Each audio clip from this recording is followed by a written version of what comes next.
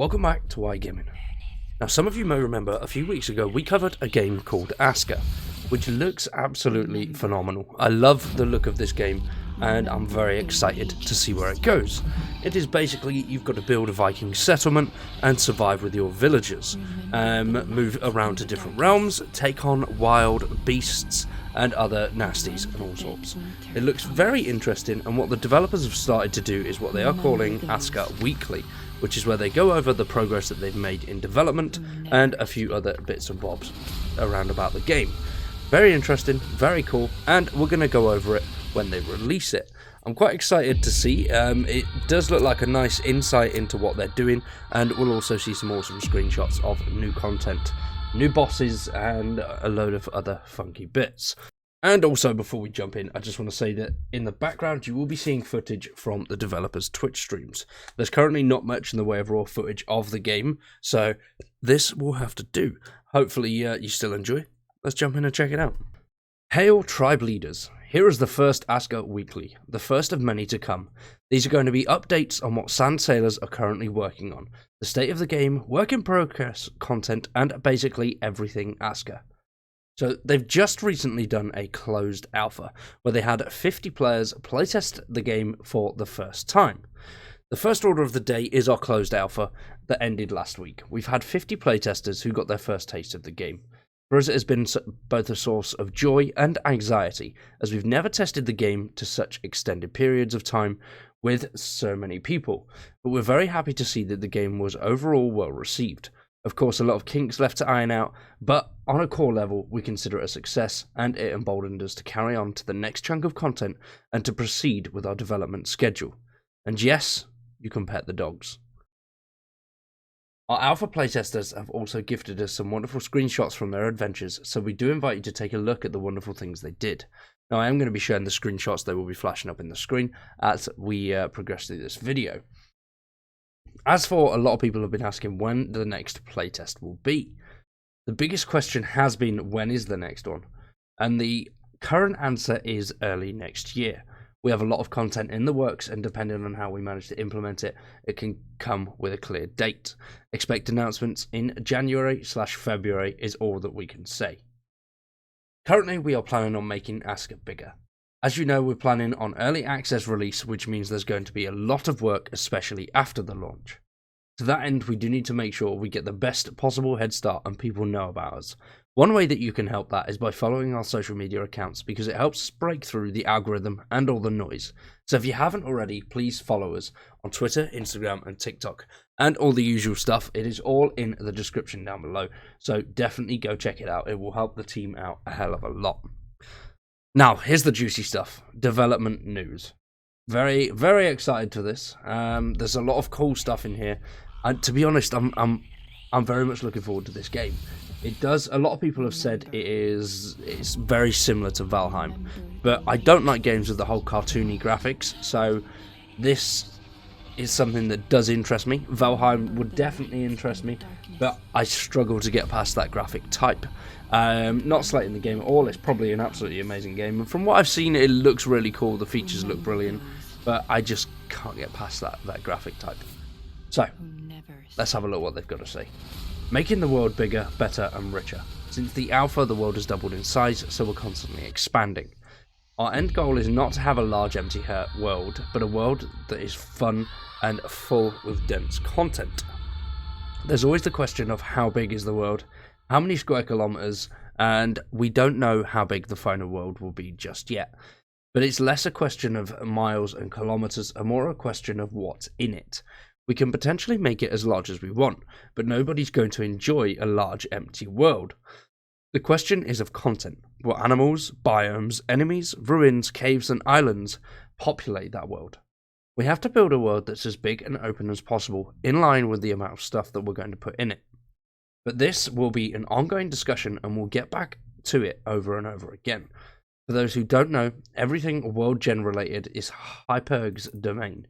If you have questions of how math becomes land, you know where to knock. Boss battles. This week we're working on the first big baddie of the game, our first boss battle, and this boss will be fightable within the second tier of technology, the metal tier, and there are a few boxes that we need to tick. The first boss does need to be a bit more vanilla than the enemies we have planned. It does need to feel familiar and slightly predictable, so we ease the player into the idea of fighting large bastards. I like. The lore behind this is that we've come up with the Forgotten, folk heroes, legendary generals, fabled shield masters, defenders of the defenseless, or champions of the meek. They would all receive a god's burial, and when the last sliver of flesh would fall off their bones, a new form would be made for them, one that would not rot nor wither, so that their service might be eternal. But time we showed these people of old the limit of their wit, and even that which never rots, rots still. The rich engravings which adorned the bodies of these eternal heroes has faded away. The power which maintained their sanity and soul faded. An age perverted these former beacons of virtue into mindless and violent earth puppets. However, deep in their bones of rock lies a power that animates them still.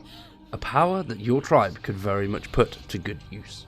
The Forgotten is Christian's baby, and he's made the model and will continue breathing life into the rock behemoth up until the moment it ends up beating the life out of any playable characters. Which, yeah, that sounds about right. Yeah, I do like the look of the guy. As you see in the screenshot just before, looks pretty damn cool. I like the look of behemoths. Hopefully, we see a lot more like that throughout the game, and even bigger. I mean, that's going to be pretty damn big anyway. Next up is something that I'm very interested in, and that is the sailing aspect. This week, Lona is in charge of sailing, keeping the villagers from drowning and having them fish from a boat. We have a nice fishing boat that will be showcasing in the near future, and everything fish related will get a massive upgrade. For the moment, fishing works by having villagers fish from a fishing hut's pontoon, and this is valid for Tier 1 Wood Age, and in Tier 2 Metal Age, fishermen will be able to go out at sea and fish for better fish. Alright.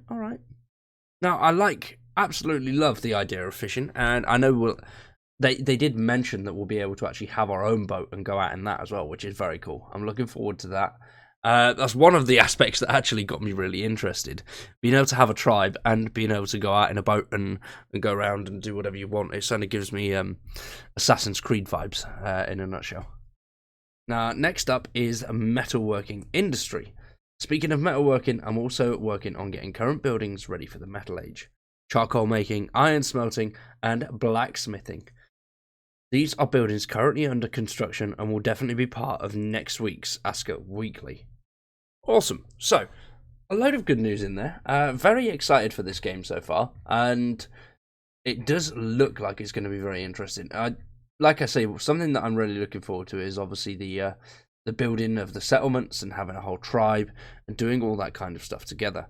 Now, as you've seen from the screenshots as well, it does look very pretty. I like the look of the game, and very interesting to see some combat. I've not really seen too much combat yet. We have seen a little bit in their streams, and it does look cool. Hopefully it feels good as well. Obviously, some games can have really dodgy combat, and it can just ruin the whole experience. So hopefully it works well, feels nice, and isn't too much of a grindy sort of concept.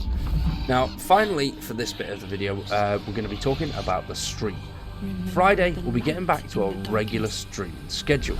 This week we're doing something special, and we're going to try and boot up saves from closed alpha and show you a few villages the players have made. Hopefully we'll have the owners in chat and be able to guide us and tell us what's what. We've already shown you some of their work, now we can actually step inside the settlements, so tune in. Now, in the description down below, there will be the link to the Aska Twitch channel, so if you do want to check their stream out, it will be on Friday evening. Definitely check it out. It's quite a good one, and it's one of the great places to find gameplay of Aska. So head over there, give them a follow, support the team. Use the links that are in the description down below, including my links. Follow my socials. I greatly appreciate that too. Twitter is where you can find me mostly. A lot of daily stuff goes up on Twitter, besides obviously the YouTube channel. For now, though, we're going to wrap that one up. Hopefully you've enjoyed. If you have, please drop a like in the video, subscribe to the channel, and if you do want to support us further, consider checking out members. For now, though, I've been Wired, you've been awesome, thanks for watching, and we'll see you in the next one.